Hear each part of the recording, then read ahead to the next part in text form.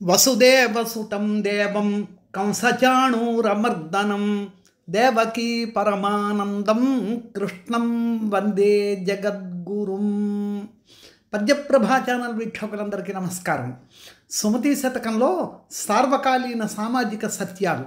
ఈరోజు గొప్ప విషయాన్ని తెలుసుకుందాం.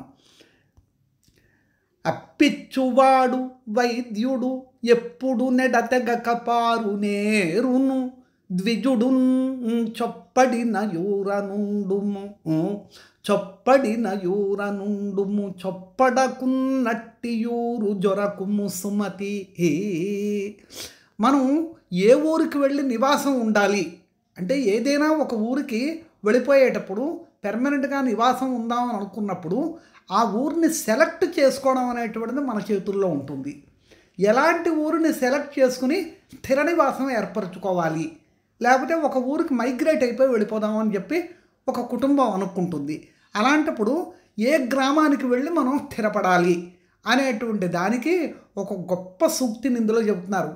కొన్ని విషయాల్ని ఇవన్నీ పరిగణించి జాగ్రత్తగా చూసుకుని అవన్నీ ఉన్నటువంటి ఊళ్ళోనే ఉండు, అవి లేనటువంటి ఊరికి మాత్రం వెళ్ళవద్దు స్మా అని చెప్పి చెబుతున్నారు. ఏమిటిటా అవి? అప్పిచ్చువాడు అంటే మనకు అవసరమైతే మన దగ్గర డబ్బులు లేని సమయంలో అవసరాలు మాత్రం తీర్చుకోవడం అనేది కావాలి కనుక ఎవరో ఒకరు మనకు అప్పు ఇచ్చేటువంటి వాళ్ళు ఉండాలి. అప్పు అనేటువంటిది పుట్టేటువంటి ఊళ్ళో ఉండాలి మనం. అలాగే వైద్యుడు ఉండాలి. అంటే ఎవరికైనా ఏ సమయంలోనైనా అనారోగ్యం కానీ చేసేమాట అయితే దూరాభారంగా ఎక్కడికో వెళ్ళిపోవడం అనేటువంటిది సాధ్యం కాదు కనుక ముందు వైద్యం చేయడానికి ఒక డాక్టర్ ఉండాలి, అటువంటి ఊరు.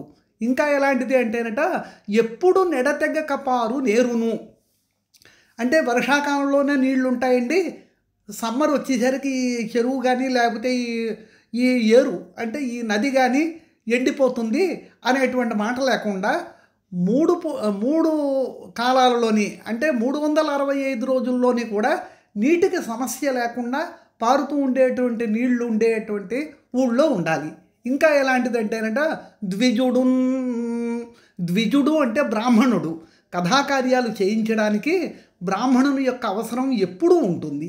ఏదో సమయంలో బ్రాహ్మణుని యొక్క అవసరం ఉంటుంది. సమాజం ఉన్న తర్వాత అన్ని ప్రొఫెషన్స్ వాళ్ళ యొక్క అవసరాలు ప్రతి మనిషికి ఉంటుంటాయి.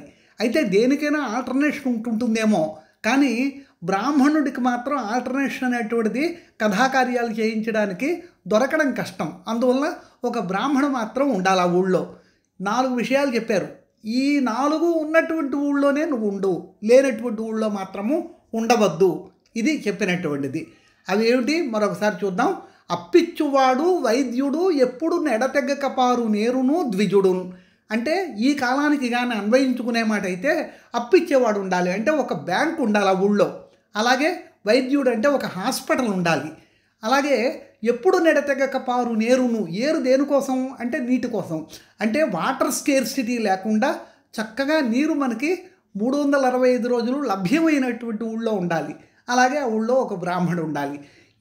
ఈ 4 ఉన్నటువంటి ఊళ్ళో మాత్రమే నివాసం ఏర్పరచుకోమా అంటే కొన్ని వందల సంవత్సరాల క్రిందటి సుమతి శతకంలో చెప్పినటువంటి సూక్తి అది ఈనాటికి కాదు, ఏనాటికైనా సరే వర్తిస్తూ ఉండేదే అన్నమాట.